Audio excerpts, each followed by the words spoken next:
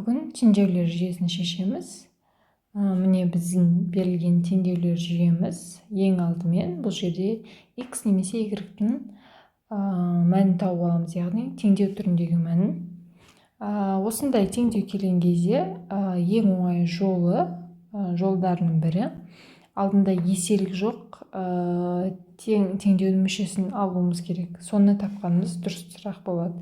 Яғни ол дегеніміз, мысалы, мынаның алдында 4 бар, мына жерде 3 бар, мына жерде 2 бар, ал мына жерде -1. Яғни 1. Алдындағы көбейтіндісі 1 болатын мүшесін алып, соны тапқанымыз ыңғайлы болады. Қазір есеп барысында түсінесіздер, неге олай болған? Бірінші. Ал кеттік, мынау екінші теңдеуімізді жазып алайық. 2x минус y тең 9. Осы жерден y-ті тауып аламыз. Ол дегеніміз, мына y пен 9-ның орнына ауыстыра саламыз. 2x алынған 9. Яғни мына 9-ды мына бетке, y-ті мына бетке өткіздік. Енді қараңыздар, y-ті міне таптық. Енді ары қарай біз мына екінші теңдеуді алдық. Енді осы тапқан мәнімізді мынау бірінші теңдеуімізге қоямыз. Екінші 4x қосылған 3 y тең -7. Осын жазып алайық. Енді y-тің орнына мұны мәнімізді қоямыз. 4x қосылған 3, ал енді жақшаның ішіне 2x минус 9. Яғни алдыңғы теңдеуін тапқан мәнімізді қоямыз, тең -7. -7. Ал жақшаны ашамыз. 4x қосылған 3 пен 2 көбейтіледі. 6x, 3 пен 9 көбейтсек, -3 пен -9 көбейтсек, -27, тең -7. Енді мынау x-тарды теңдіктің бір бетіне, сандары теңдіктің екінші бетіне жинайық. 4x-ке 6x қосық 10x, -7, 27. Теңдіктің мына бетіне плюс болып өтеді. Яғни теңдіктің бер бетіне минус еді, ары бетіне плюс болып өтеді. Плюс 27. Яғни 10x тен -7 мен 27-ні қоссақ 20 болады. X тен 20 бөлінген 10, 2. Ары қарай енді үшінші. Үшті мына жерге жаза берейік. Үшінші міне x тауып алдық. Тапқан x-імізді өйтіп сызып қояйық.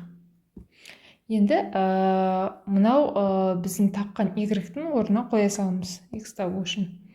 Яғни y тең 2x минус 7, ал x-тің орнына мынау x-тен 2 деген мәнді қоямыз. Сонда y тең x-тің жауабы 2 тең 2 көбейтілген 2 минус 9. Яғни 2-ні 2-ге көбейтсек 4, 4-тен 9 алсақ -5. Міне y тең -5. Жауабымыз шықты. Ешқандай қиындығы жоқ.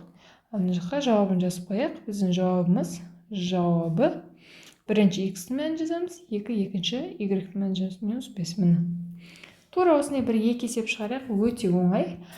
Біз теңсіздікке өтпестен бұрын, тағы да басқа тақырыптар өтпестен бұрын осындай оңай тақырыптарды үйреніп алуымыз керек. Болашақта осындай тақырып келген кезде қиналмай есепті ары қарай шығарып кетуіміз үшін.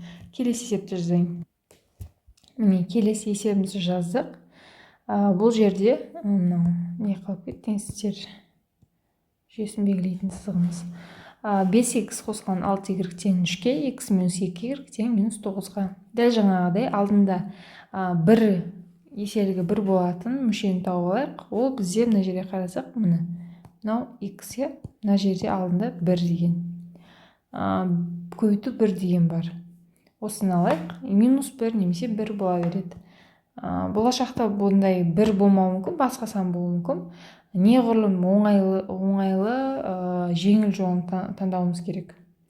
Бірінші жазамыз x минус 2y тең минус 9. Яғни біз қазір мынау екінші теңдеуіміз қарастырып жатырмыз. Осыдан алған жауапты үстіндегісіне қоямыз.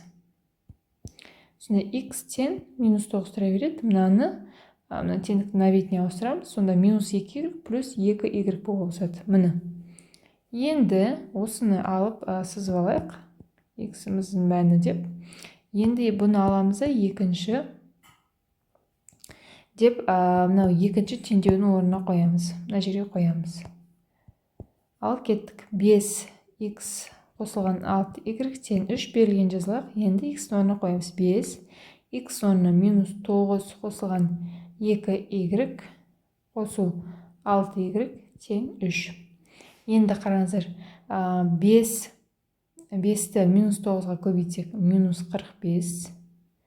5-ті 2y-ге көбейтсек, 10y қосылған 6y-ге және теңдіктің ары тұрады. Енді y-тарды бір жаққа, сандарды бір жаққа жинайық.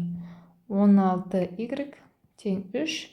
45-іміз теңдіктің мына бетіне өткен кезде плюс болып кетеді, плюс 45. 16y тең 48, y-тен 48 бөлінген 16 ол 3.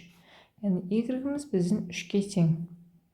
Өте оңай болып шешілді. Енді x-дің мәнін табамыз. Үшінші жазып алайық. X тең минус 9 қосылған 2y. Енді y-дің орнына қоямыз. Минус 9 қосылған 2 көбейту 3. Сонда 2-ні 3 көбейтсек 6, минус 9-ға 6-ны қоссақ, минус 3. Яғни x тең минус 3-ке. Міне, біздің жауабымыз осындай шықты. Ал енді жауабын жазамыз. Әрқашан бірінші x-дің мәнін жазамыз. X-дің мәні минус 3, және y-дің мәні екінші жазылады. Ол 3. Міне, тағы бір есебімізді шығарайық.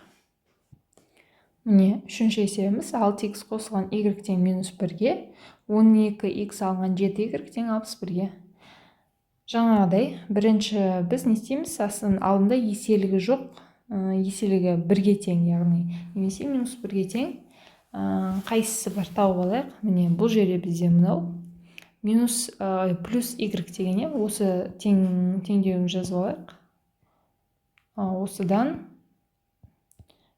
y тауып аламыз. 6x қосылған y тең минус 1. Y тапсақ, минус 1, 6x-ті теңдіктің ар жағына өткізсек, минус 6 болып кетеді, минус 6x. Міне, біз тауып алдық.